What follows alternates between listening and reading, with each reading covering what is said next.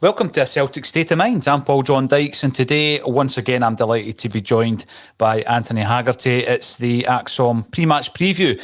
We're up against Dundee. Tony Haggerty, the teams are out. What's your thoughts? I think the team is very strong. Statement of intent by the looks of it. And I think the team that started the other night reserved the right to start again because they played so well. So I'm quite delighted at that. As you can see, I've gone all 80s retro man here with the Benetton rugby shirt on. So those of you who are certain vintage will remember that. There it is. Yep. That is very much straight from the 1980s terrace, Tony. And not that indifferent from the Shamrock behind us. If you want to get your hands on one of these, they've been flying out the door. Visit axom.net. That's the merch. Now, in relation to the game today, Tony, you made a good point there, about the lineup not changing from the performance the other night. That's something we did do after the Hibs performance. We made a few changes against Livy. Yeah. It didn't work out. So has Ange learned a lesson there? I don't know if he's learned a lesson per se, because he is going to do it his way regardless. I think we've pulled over the Livy result long enough. But I just thought there was something very cohesive about Celtic the other night. They don't go away from home and dominate very many games against many opposition, but they did the other night, and the 3 goals that they scored were all real quality goals, which pleased me greatly. And I think even Ange can admit that those guys that started that game and finished that game and sort of finished it off in style, and to get themselves 3-1 ahead, deserved the right to start this one. And I think that was in his thinking with these 3 changes that he made about the 71st minute, wasn't it? Yeah. Took off the 3 forward-thinking guys and put on other 3 forward-thinking guys. So it's brilliant that we have those kind of options. And I think today is one of those. I think, again, Celtic are going to go at it for maybe an hour, see if they can kill it off, and then, adjust their formation and personnel to suit if that's the way the game goes. But I'm quite delighted with that team today, and I think most Celtic supporters are. As I said there at the start, it's a wee statement of possible intent, what Celtic are planning. And if they can play the way they did against Ferencváros the other night and the way they did at Easter Road, then I think I think they'll win, first and foremost. And that's the object of the exercise, isn't it? To win the 3 points. Absolutely. If they play anywhere near like they did the other night, Tony, I think that that would be in no doubt. Hopefully that will be the case. I think, when we bring in 3 forward players like Abada, Kyogo and Jota, and they have, I think, hit the ground running. There's been wee dips here and there. But I remember a few of our shows in the early days of that trio were waxing lyrical about our very own 3 amigos. We'll remember the 90... Well, listen, you've got the 1990s Terrace Clobber on. So let's take a wee look back at the 90s with the 3 amigos. And by the way, those 3 amigos weren't that successful when you talk about trophies at Celtic, but we always look fondly back on Tommy Burns' side. This is a different animal, I feel. And when they're playing, it's important that Kyogo is the spearhead. I've heard some discussions around, and particularly with Jim. Jim doesn't think that Abada is as effective on the right-hand side.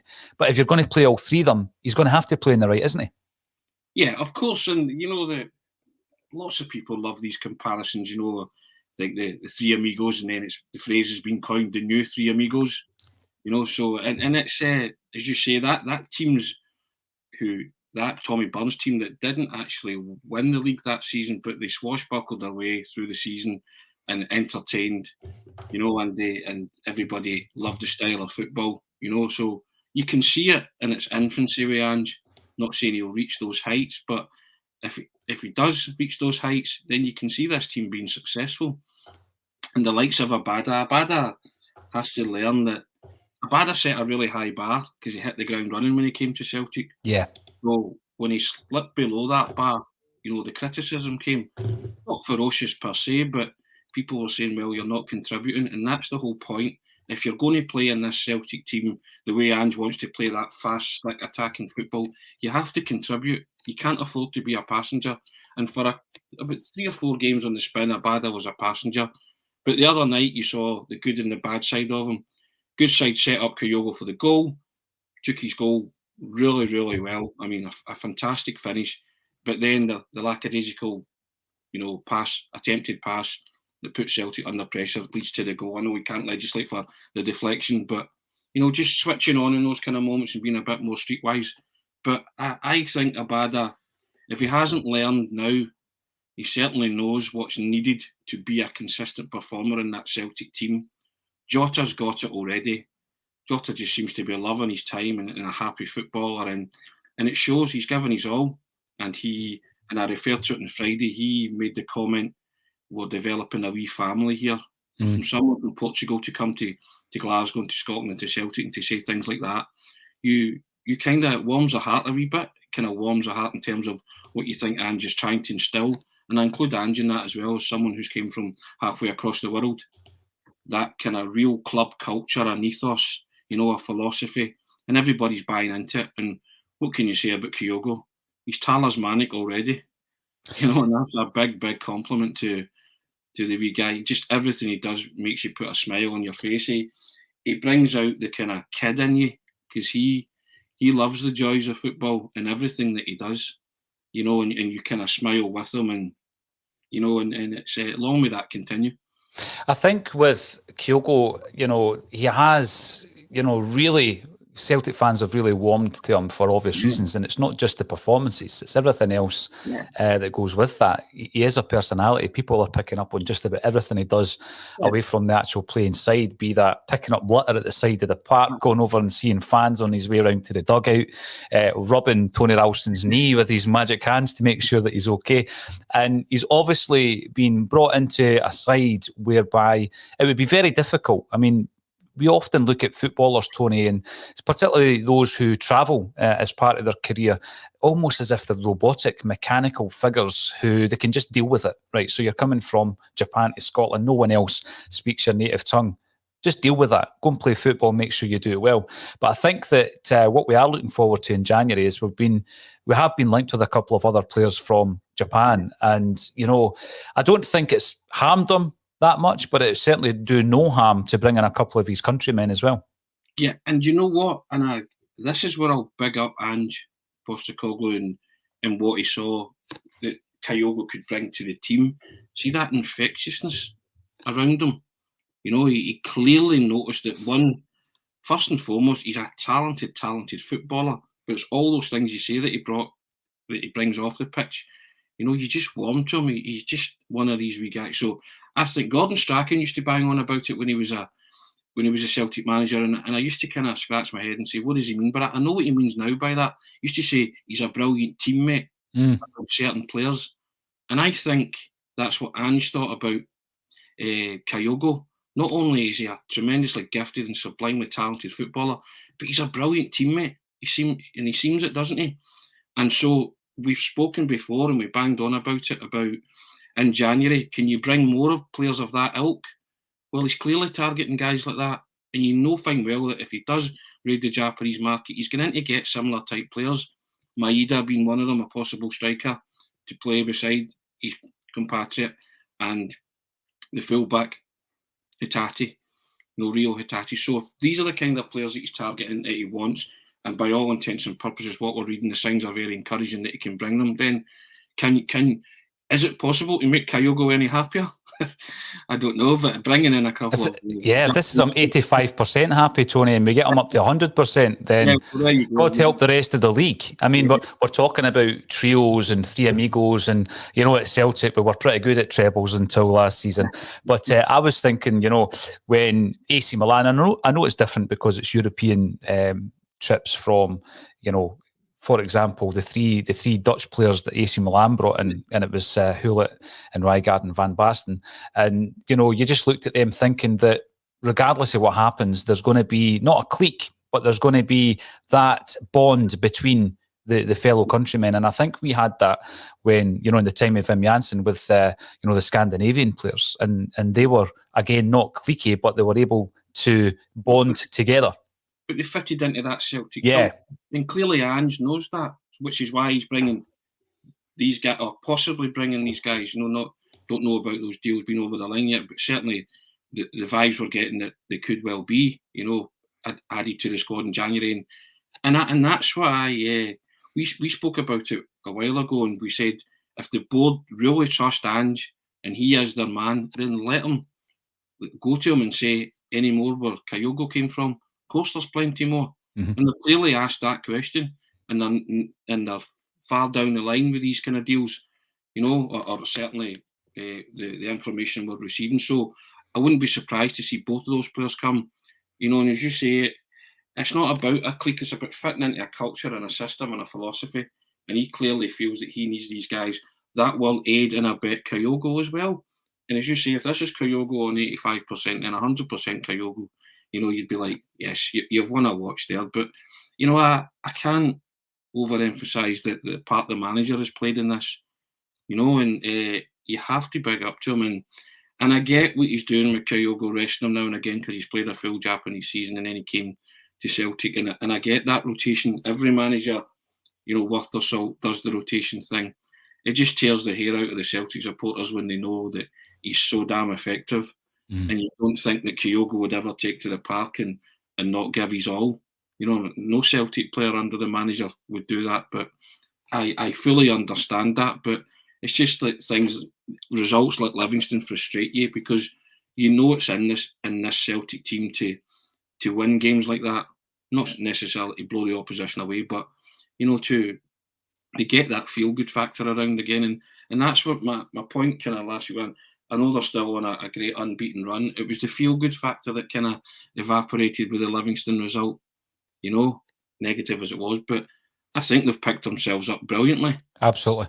The best response to that. And, the thing is, a lot of Celtic fans, I think you and I included, were looking at the two Ferencvaros games as being the most likely games in which to get a positive result in the Europa League. But to follow up the disappointment of Livingston with that victory against Ferencvaros, and although it was 3-2 in the end, I just think that at 3-1 it was more of an indication, or a more accurate indication of how the game had gone. As you mentioned before, the mistakes that were made, Tony, weren't defensive. Well, they were defensive in that we didn't defend well enough, but it wasn't defenders who were involved. You've got Abada on the right, you've got Mikey Johnston on the left, and we've spoken often about the way that Ange likes to deploy his wingers and how they've got to be good at defending. We've spoken about that time and time again. And I know that David Turnbull wasn't playing on the wing, but he found himself on the wing after losing possession at the corner. How impressed were you with his work ethic to get back and win that ball almost on his own halfway line, but then not to panic? It took a second to find the pass to McGregor. And I think that is the Ange philosophy starting to be seen to its absolute fullest, Tony. I think the penny's dropped with a lot of players. That a lot of people's personal jury was out with David Turnbull. It's never been out with myself because that boy's a gifted footballer. Or Laura. Laura's always supported him. Yeah, I know Laura's who compares him to the maestro. So that's high praise of the highest order, to be honest. But I like Turnbull. And I think he'll come good. And the other night was one of those games where he stepped up to the plate. Every player, we said on the Friday bulletin, that every player in that formation was a 7 or an 8, even near Beaton, who's become a kind of whipping boy. But, that's all I want near Beaton to do. See, break up attacks, just be there, a big presence in that engine room, and give the ball to football players. Just keep it nice and tidy and neat and simple. Just concentrate on that. I'm happy with that because Beaton can do that, and he's good at that. So you have to give credit where it's due. It's when he starts to think he's a footballer, the likes of when Bobo Baldi used to put his foot in the ball and start looking forward, and you're thinking, oh no, Bobo, just don't take a touch, just get shot about that kind of thing. People can do certain things, and I think Beaton's good at that anchor midfield role. Just stick to that and break it up, and I agree with that. I don't think we've really had many gripes about Beaton, the midfielder. I think the biggest issue I've had previously is sometimes if you're playing a high intensity, high tempo game, he does tend to slow it down. He does have that style. And that's probably been my only real concern about him in this team. But since he's come in, and I use Pittodrie as an example as well, even though defensively he should have done better with the corner kick, Tony. I think he played well enough in that game.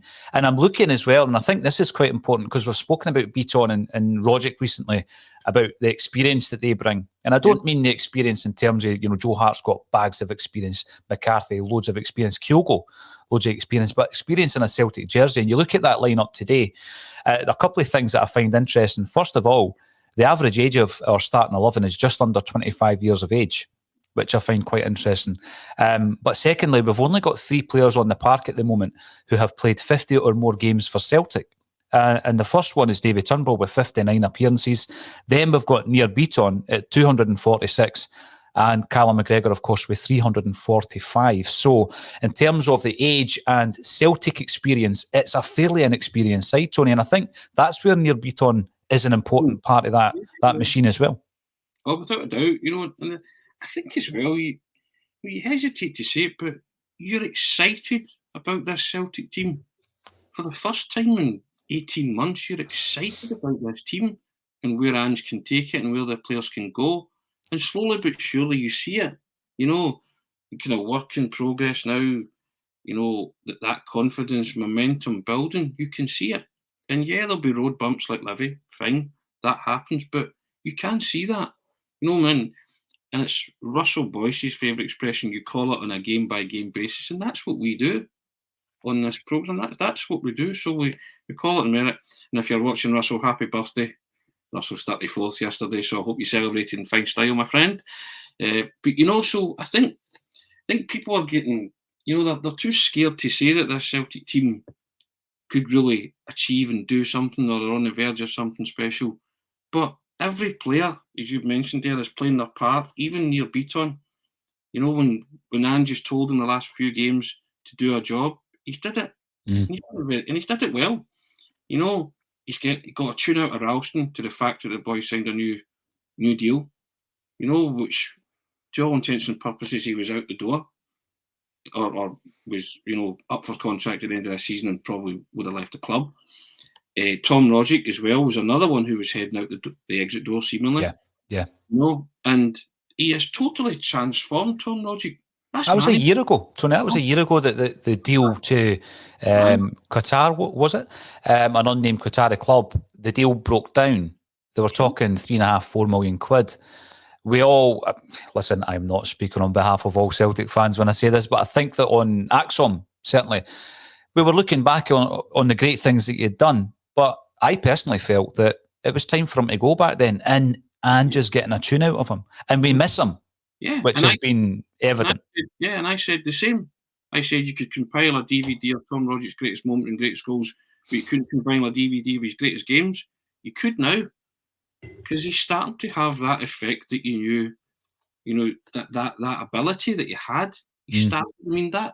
That 40 minutes against Easter Road is up there with the best midfield displays I've seen in a long time from a Celtic player. And when he went down injured, clutching his hamstring, you had that sinking feeling in the pit of your stomach. And you were like, oh no, because you knew fine well it was a hamstring straight away. So you thought, well, that's 3 or 4 weeks. And then you sort of flicked to the fact, what games is he going to miss? Because he was so influential. And if Celtic go 6 or 7 up at Easter Road, would that have been a fair reflection? Probably.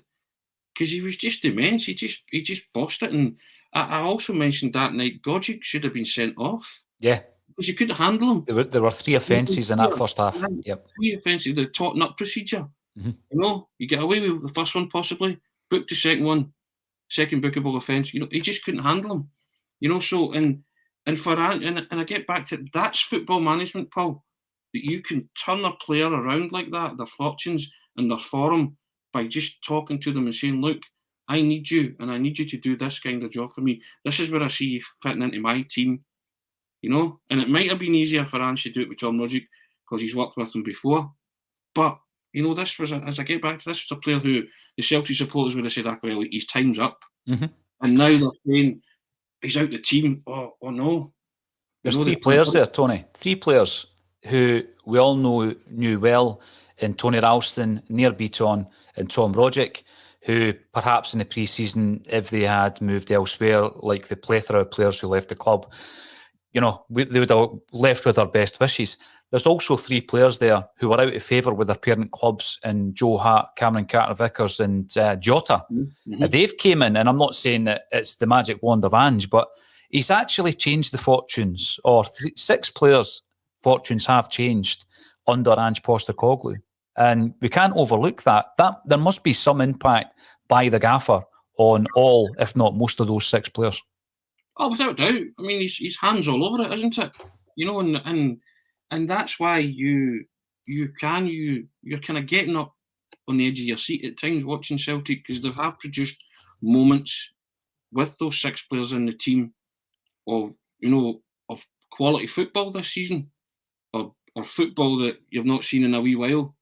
Harking back to the hyperbolic thing about the 3 amigos and Tommy Burns. It's not at that stage yet, but they're well capable of hitting those heights. The early back-to-back 6-0 wins with some of the attacking football was pretty breathtaking. Mm-hmm. The Hearts game, the first half an hour in Betis was the best I've seen Celtic play away from Europe. Oh, goodness knows how many years, and you just wish that they could have got something out of that game, because it would have vindicated the process and the way they set about their business that night. So you see it coming together, and you dare not look too far ahead, but you are kind of projecting ahead and thinking, we're still in this. The title is there for Celtic to win. There is no doubt about that. Both will drop points. Both will have weekends like last week against Livy. Good weekends, bad weekends. That's the nature of the title. But when they were talking about the Wim Jansen season, that's what happened that season. Both of them kind of played pass the parcel with it. Yeah, it was a low points total for the champs. Absolutely. So I think, I'm not saying it's going to be a low points total, but I think it's going to be a bit like that. That one week you'll be up, the next week you'll be, crestfallen because of, a drop point, or a draw or something. So strap yourself in. But that confidence is building in Ange's team, as a management team, as a staff and player personnel, and as a supporter base. You're starting to get a real feel-good factor about your team. You're loving watching them. And today, you looked at that team and you thought, yes, Ange, that's the team I would have played. Mm-hmm. A couple of things to pick up on that you mentioned there, Tony. The first thing, when you look at that Real Betis game, if I'm going to take anything from it, it's the fact that, we've gone away from home in the Europa League and scored 3 twice. And so when we're going into that game in Germany, and a lot of people are saying, we don't really fancy our chances away, because they were a quality side when we've seen them at Celtic Park. The fact that we've scored 3 goals away from home on 2 occasions may suggest that we'll score that night. And then, it's anybody's guess as to the outcome of the game, Tony. So that gives me a wee bit of confidence, as disappointed as it was in us throwing away that lead over in Betis. I made the point on Friday that Jota's got a chance for 3-0. Yeah. And if that goes in, it's an entirely different football match. It didn't get that fine. But the last team that he trusted to go away from home and score with regularity, easy for me to say again, it was Martin O'Neill's team, wasn't it? Absolutely. Yeah, you're right. Away from home and scored with, although we've got some incredible stat at the moment, haven't we? That we have been scoring away from home in Europe. That was the 11th straight away game we took the lead. Yeah. So we are capable. And the way Ange plays, you certainly know you're capable of. And against Bayer Leverkusen at home, I know we took at the end, was a 4-0 doing, but they had moments in that game. We were together that night, and we had chances. And we were unlucky with the penalty. I mean, I know that, but it's the third goal, and I think we've got to mention that there was the two of the goals were errors by Tony Ralston in and around the midfield area. One of the goals was an error by Turnbull, and the other was it was a debatable penalty. In fact, it was definitely not a penalty. Carter-Vickers knew nothing about it.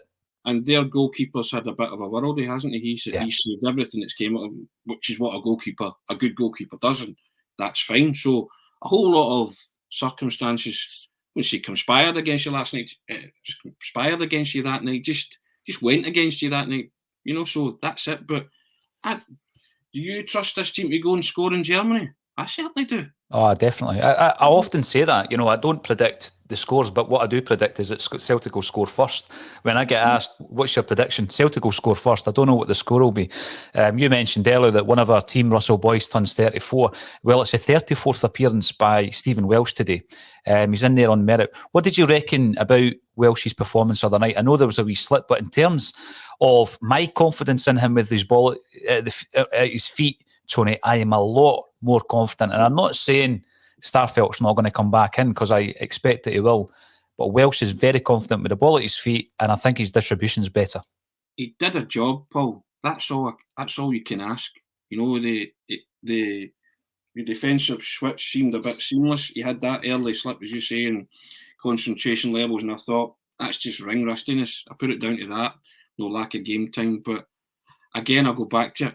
Ange trusts him to do a job, the supporters trust him to do a job, and he trusts himself. And it's funny, I actually thought that Carter Vickers wasn't his usual dominant self the other night. Chris Sutton was raving about him, so it's just I was surprised at that, Tony. I must admit, I was surprised, because it's not a criticism of Carter Vickers, it's because he's set such a high bar. Yeah. And I don't think it was one of his better games, but I did see his comments on it. Well, that seems so. Well, you watched the same game as me then, because I just kind of thought he still didn't do much wrong, so he was still a 7 because Celtic still won the game, and but fairness for us, John Hartson mentioned it commentary, they were getting a lot of shots in. I know they were from distance, some of them, but you've got to close that down, because guys do hit worldies every now and again, and the boy crashed one off the bar at a crucial point, so but I thought Welsh and Starfelt were decent, and they did the job that they were there to do, and that was to snuff your opponents out and win the game. So I felt comfortable, and I feel comfortable with players coming in now. The substitutes, we have options now. And see, we've got tremendous strength and depth, but we're getting there, aren't we? We are. Another thing I would like to mention is, and I think it went a wee bit under the radar, because he wasn't involved in many of the kind of key moments of the game, although there was one just before half-time. I thought Juranovic showed a lot of class. See, with the ball at his feet, his link-up play, so confident. And when he gets the ball, Tony, he does everything at pace. I think we're going to see, as the season develops, a right good talent in Juranovic. My man by man's word, Juranovic, looking every inch an international player, I said. And I gave him a 7, and I swallowed whether to give him an 8. Because, as you say, he kind of went under the radar. And most people will look at Juranovic the other night and say, well, the ball came off him for an own goal, but you can't legislate for that. He's thrown himself in and it's spun off him. But I like Juranovic. I think Juranovic is very assured. He's measured, he's calm, he's composed. He's great with the ball at his feet. And as you say, he does everything at pace. And I think also he's another one that's benefited from having Joe Hart talking to him. Yeah, I think so. Right? And you can see that in the way the communication lines are between the back 5, Joe Hart included, in the forward play. Because it's a young defence, Tony. Again, it's a young defence. Juranovic is playing out of position, and he doesn't care, does he? He doesn't look like a guy who's playing out of position. He just absolutely does what it says in the tin, and when I look at him and I think, wow, we've got an international class fullback in our hands or defender on our hands, and he'll only get better. The other thing, I know the teams are lining up, we're getting ready to kick off, but before we do that, we've got a minute or so, just on the point of Ange. There's been a lot of talk on social media around, and by the way, I don't know why, but there's an issue at the moment with us going out on Twitter, so all the Twitterati must get themselves onto YouTube and watch it there. Not that they will know that, because they're not watching it. But the one thing I would say about Ange is, in the last week or so, I've seen a lot of chat, Tony, around the Eddie Howe scenario and the things that he is demanding and his backroom team is demanding. And I've seen a brilliant point saying, well, look at Ange. He's come over here on his own from the other side of the world, and he's just basically got into the job and started doing it. And on the other hand, you've got these managers like Eddie Howe, who I think a lot of Celtic fans were expecting to be our manager this season. And wherever he goes, he's nitpicking about backroom team. Look at the job Ange is doing on his own. It's incredible. Oh, you can't big up Ange enough, coming all the way, halfway across the world and taking up the Celtic job on his own and assessing everything. And and doing what he has. And yeah, we've had pops at him along the way, as we do it on a game by game basis. That's fine, but I don't think any Celtic supporter can have any problem with what Ange's done and the way we are just now and how we're challenging in everything, in all competitions on all fronts. So yeah, we'll spill daft points, and yeah, that's nitpicking in the extreme. But as a work in progress, I'm delighted with the job Ange's done. Absolutely delighted. And I was one of the ones that wanted Eddie Howe. Sometimes you do. Be careful what you wish for, but I was sceptical about Ange's appointment at the start. Didn't hide that. Was honest, and brutally honest in my thoughts on that. But yeah, he's won me over, more than MD. So and I'm delighted, and long may it continue. But we'll continue to call it as you see it. And if I feel the manager did something wrong, then I'll say that, and it's not a crime to say that. It's just the way you view things. But I think he's been fantastic. He's been a bit of a revelation, and the players that he's brought to the club, I'm really chuffed with. We're already having a delay because items have been thrown onto the park. I'm not quite sure what the items are, Tony, but the play has stopped. And, most of our viewers were away to watch the game, but they're now wondering what's going on. So they're going to have to clear that. I don't know if it's the pies that we had the other night, because most of them were eaten by myself and Lawrence, but they have been thrown onto the park. I'm not sure. Is it part of a protest? They're getting thrown back in as we speak to get the game back underway. Tony, we'll be back at half-time. I hope we are speaking about another rip-roaring, free-scoring, never-boring Glasgow Celtic performance in the first 45. Is it tennis balls? Could be. They're getting chucked back on the park. It's all a bit shambolic at the moment, but we will be back at half-time to talk about the first half and hopefully talk about Celtic leading at Dens Park, as I still like to call it. Thanks to everyone who is getting involved, and thank you once again to Tony Haggerty for joining me on A Celtic State of